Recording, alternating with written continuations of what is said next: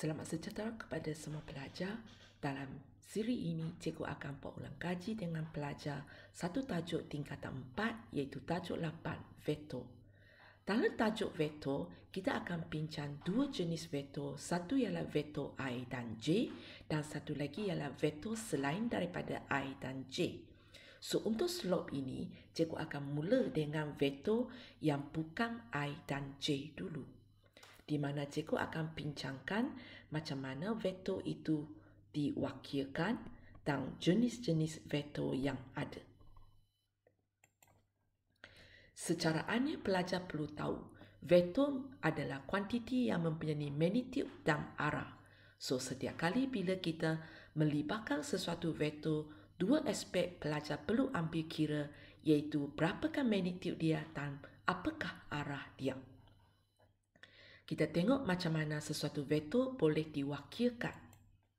Cara pertama, dia boleh diwakilkan dengan temperan garis berarah, di mana kita akan tengok panjang garis itu sebenarnya menunjukkan berapakah magnitude veto berkenaan dan anak panah akan memberitahu kita apakah arah dia. Cara kedua, kita boleh wakilkan dia dengan tata tanda veto dan di sini ada dua cara juga. Satu ialah dengan cara huruf besar, di mana kita akan tulis macam ini. A, B, lepas tu letak anak panah di atas. Dan susunan dua huruf ini adalah penting sebab dia menunjukkan arah dari A ke B. Titik A ialah titik awal dan terminalnya ialah B. Cara yang seterusnya, kita boleh gunakan cara huruf kecil di mana kita letak satu huruf, contohnya A, dan kita letak geromban di bawah. Tapi kalau setakat tengok macam ini, tanpa gambar raja, kita tidak akan tahu veto A ini berapa magnitude dia dan apakah arah dia. Seterusnya kita tengok jenis-jenis veto yang ada. Jenis yang pertama iaitu veto sifar. Veto sifar ialah veto yang mempunyai magnitude dia sifar. So, kalau wakilan dalam gambar raja, pelajar akan nampak satu titik sahaja. Dan penulisan dia kita akan tulis kosong dan letak gelombang di bawah. Dan kita akan kata dua veto itu adalah sama kalau dia mempunyai magnitude dan arah yang sama. Kalau tulis dalam persamaan, kita akan tulis veto AB sama dengan veto CD jika mereka adalah sama. Seterusnya kita tengok veto negatif. Untuk veto negatif, magnitude dia adalah sama, tapi arah dia adalah pertentangan. So, bila dua veto adalah veto negatif antara satu sama lain, inilah cara kita tulis. Yang akhir sekali, kita pergi kepada veto selari. Veto selari, bila dua veto itu adalah selari, dia mungkin mempunyai arah yang sama ataupun arah yang bertentangan. Dan cara penulisan dia adalah macam ini. Sekarang kita tengok apa kegunaannya jenis-jenis veto ini dalam penyelesaian masalah nanti. Sebagai contoh, PQRSTU adalah sebuah heksagon sekata diberi PQ ialah hash. So, cikgu boleh label dalam gambar raja, P ke Q dia ialah hash. Manakala PU ialah K. P bagi U ialah K. Dan satu lagi ialah QR. So, Q bagi R ialah M. So, jika sekarang kita perlu tahu apakah veto TS, kita akan nampak veto TS ini sebenarnya adalah sama magnitude dan sama arah dengan PQ. So, kita akan tahu TS kita sebenarnya ialah hash. Sekarang mari kita tengok contoh negatif. Kita cuba tengok veto SR. Kalau pelajar tengok veto SR, kita akan dapati magnitude dia sama dengan UP, tapi arah dia pertentangan. So, untuk veto SR, kita akan kata dia sama dengan negatif K. Sekarang kita cuba tengok veto selari. Katakan veto UR ini. So, untuk vektor UR ini, pelajar akan nampak dia mempunyai magnitude 2 kali ganda daripada PH, tapi arah sama dengan H. So, cikgu akan tulis dia sebagai 2H. So, semasa kita menjawab soalan ini, kadang-kadang pengetahuan asas ini menolong kita menamakan vektor dengan betul. Kita tengok beberapa contoh lagi yang berkaitan dengan vektor selari. Okay, di sini cikgu bagi PQR ialah satu garis lurus. Lepas itu cikgu bagi maklumat tentang PR. Iaitu seluruh garis ini ialah 3S tolak 4Y. Lepas tu cikgu beritahu QR sama dengan 3PQ. So di sini kamu akan nampak dia ada sifat vektor selari. Tapi sebenarnya kalau kita tengok gambar raja, dia sebenarnya ialah segaris. Segaris akan kongsi konsep dia dengan selari.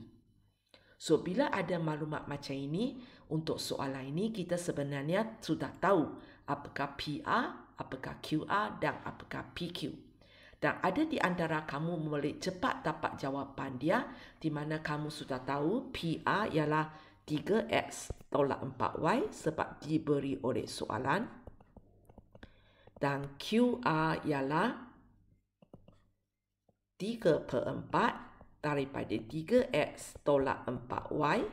So, iaitu 9/4X tolak 3Y.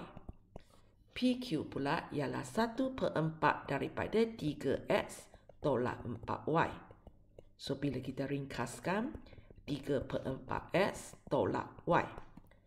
Untuk pelajar yang tidak boleh terus tulis vektor-vektor ini, di sini cikgu akan mengajar satu cara berperingkat untuk kita tuliskan 3 vektor ini. Di mana cikgu akan sediakan satu jadual.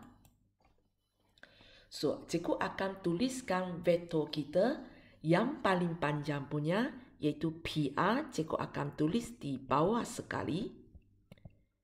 Lepas tu untuk 2 di atas itu cikgu akan mula di P, berhenti di R. So tengah-tengah kita berhenti di Q. So cikgu akan susunkan vektor cikgu dalam keadaan macam ini. PQ, QR, akhirnya bentuknya PR. Lepas itu daripada maklumat yang dia bagi, QR sama dengan 3PQ, cikgu tulis dia dalam bentuk nisbah.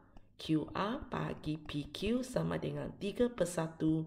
So, kita tahu QR, PQ, nisbah dia ialah 3/1. Dan cikgu masukkan nisbah ini dalam jadual. QR kita ialah 3. PQ kita ialah 1. So, untuk nombor yang terakhir ini, cikgu akan jumlahkan. So, iaitu 4. Lepas itu, antara 3 vektor ini, salah satu vektor kita sudah tahu, iaitu PR 3X tolak 4Y. Maka sangat pasti untuk 2 vektor lain, dia mesti ada X juga. Berkali untuk X mesti tanda positif sebab arah mereka sama. Dan dia mesti ada tolak dan mesti ada Y. So, sekarang kita akan cuba isi nilai pula. So, mula-mula kita akan fikirkan macam mana 4 ini boleh jadi 3 dan apa yang kita boleh fikir mesti operasi darab ataupun bahagi. So, di sini cikgu tahu 4 darab 3/4 ialah 3. So, untuk nombor-nombor yang seterusnya iaitu 3 dan 1 ini, cikgu pun akan lakukan kerja yang sama. Cikgu akan darab 3/4. 3 bila darab 3/4 ialah 9/4 dan 1 darab 3/4 ialah 3/4. Lepas tu cikgu akan tengok pula 4 macam mana jadi 4. Okey, sama ada awak kata darab 1 ataupun cikgu kita saling sahaja. So 3 masih 3, 1 masih 1. So di sini pelajar akan nampak jawapan cikgu untuk QR sebenarnya sama. Begitu juga untuk vektor PQ. So, terpulang kepada pelajar, apakah cara pelajar nak pakai untuk dapat jawapan ini? Kalau pelajar mampu terus tengok, tulis, maka boleh. Tapi untuk slot cikgu yang seterusnya, cikgu akan gunakan teknik jadual ini untuk memudahkan pelajar faham dengan lebih jelas. Cikgu bagi satu contoh lagi. PQS ialah sebuah segitiga, di mana PQ ialah 4P. Untuk memudahkan kita faham soalan, digalakkan pelajar label perangkat paraja, nama vektor berkenaan dan termasuk anak panah dia. Okey, lepas tu PS. P pergi kepada S ialah 5Q. Dan nisbah yang diberi di sini ataupun yang berkaitan dengan vektor selari, vektor segaris ialah garis ini. So, bila nisbah diberi, sepatutnya kita boleh tahulah apakah vektor SQ, SR dan QR.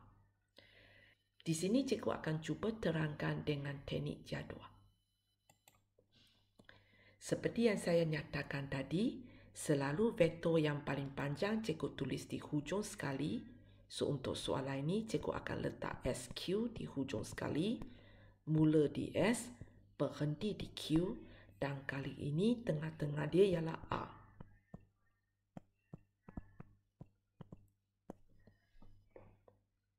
Sekarang, kita tengok nisbah yang diberi. So, kita isikan saja.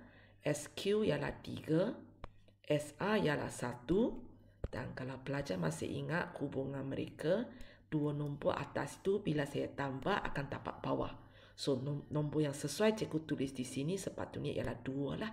1 tambah 2 sama dengan 3. Sekarang kita perlu tahu, antara 3 vektor ini, mesti salah satu vektor kita sudah tahu apakah dia. Ataupun kita boleh tahu dengan cepat. Dan untuk soalan ini, ialah vektor ini. SQ, sebab kita boleh jalan melalui SP, PQ. So, maksudnya cikgu akan buat SQ sama dengan S ke P, kemudian P per Q. Dan S ke P, kita tahu jawapan dia ialah negatif 5Q sebab magnitude sama tapi arah bertentangan dengan PS.